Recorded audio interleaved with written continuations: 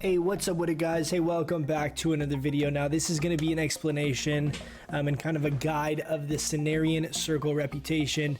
Now this is definitely a topic for me that's very new. I didn't go through or deal with any of this back in original vanilla, so I've had to kind of figure out and learn some stuff, and I figured I would share that information with you guys in a concise, quick, easy format so that you guys don't have to spend a bunch of time figuring out the best way to do all of this. So let's go ahead and get right into it. I'll go ahead and just do a quick overview of it so you guys can get started if you're just trying to get farming right away. What you want to be doing right now as phase 4 is the current phase that we're in. You want to basically be in a group of 5 people farming these non-elite mobs in these various camps in Silithus all the way until you get up to honored. You want to do 0 of the quests, you want to do 0 of the rep turn-ins until you get honored.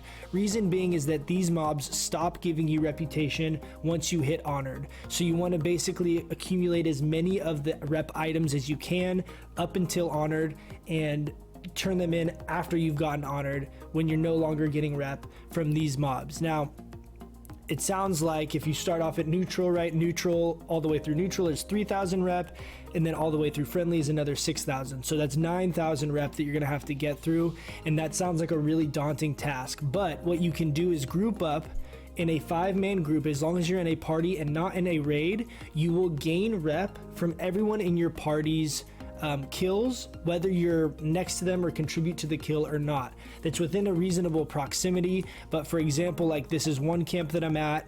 There's another camp up here in the northwest. There's a camp up here by this cave in the northeast, and there's a camp down here in the southwest. As long as your whole group is at one camp together, you'll basically be getting rep from all of those kills. So as long as you have it on free-for-all loot and you're in a 5-man group, not a raid, it should be actually really quick. You can pretty realistically get around 200-ish, sometimes a little more, sometimes a little less rep per hour.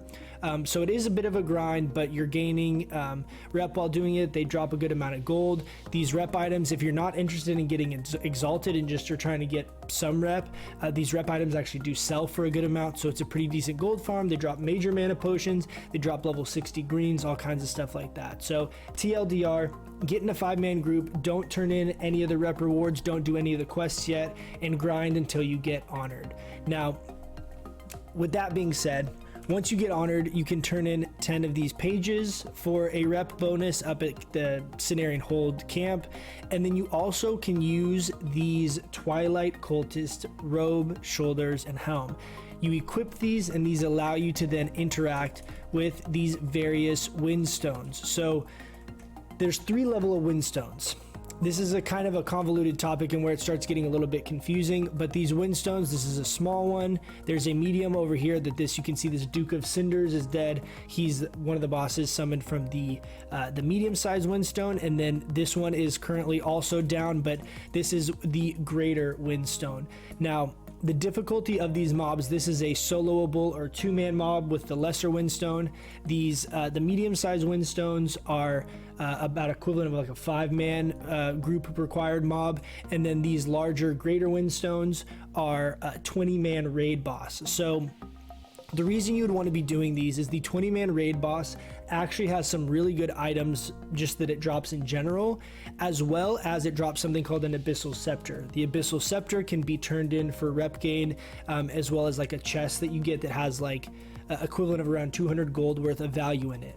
Now, to go start to finish, summoning the lessers, the mediums, up till you get to the large, is 16 of these outfits and 9 large brilliant shards. That's like a start to finish how you would do that. What happens is you summon the lesser, that mob will drop a crest, you turn in a few of those, that gives you an item to summon the medium, that drops a different crest, you turn in a few of those, and then that gives you the items to summon the greater windstone boss. Now, each of these mobs, or each of these stones, can summon one of 4 bosses, so there's some RNG with it, but I'll post a clip right now.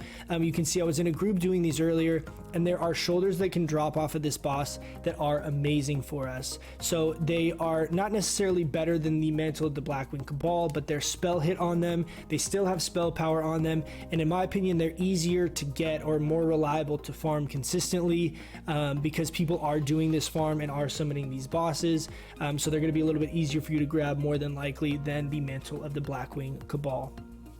Now, In addition to all of that, you also have the various rep items regarding recipes and things like that. I think there's a nature resist enchant at a certain breaking point with the reputation, and then the reputation also is going to be part of a gate as far as unlocking and getting access to tier 2.5. It's the same way as EG, where you have to gather some items and then also be a minimum rep requirement for the turn-in of the quest to then get the tier 2.5 pieces. So that's another reason you're going to want to be farming up this rep.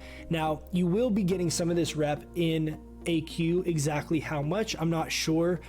People are saying they think it's around 2,000 rep a run, but whether that's AQ 20 or AQ 40 or both or whatever, I don't exactly know. So that being said, you can kind of start working on some of this stuff now, so that you minimize the amount of work you're gonna have to be doing later.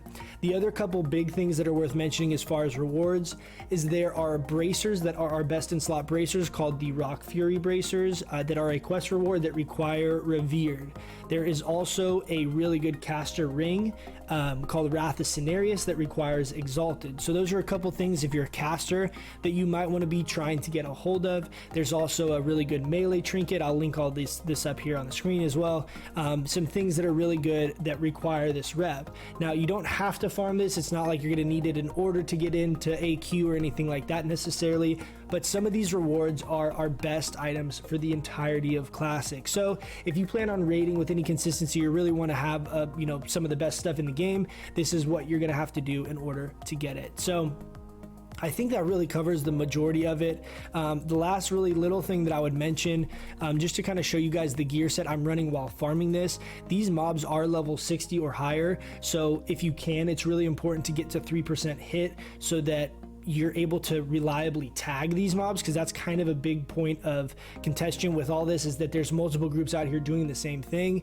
So you can see here we're running a set with 3% hit, around 430 spell power. Ideally you're in a 5-man group, like I said, and just be out here farming stuff. There is a lot of world PvP going on. These bosses can be contested. For an example, an alliance raid could come up right now, tag the Duke, kill the horde team doing it, and take the stuff from the boss. So that is something to keep an eye out for if you're on a populated PvP server with a lot of PvP going on. That does happen. It's very frustrating, works both ways, so just be aware of that going into this. But that's kind of all the basic information of everything that I could think of. Don't do the quests, wait till you're honored and then turn all that stuff in, and you guys should be good to go in prep for phase 5. Like always, let me know down below if you guys have questions on any of this stuff, and I'm happy to try and help explain or answer anything that I might have been able to figure out to save you guys some time. So let me know if you have any questions like that. If there's any info I missed that's really significant, also please comment that down below. I'll pin the comment. Let's do what we can to kind of help everyone understand this rep as best as we can and get out there and get farming. With that being said, guys, I don't want to make this video too long. Thanks for hanging out. I will catch you guys in the next one. See ya.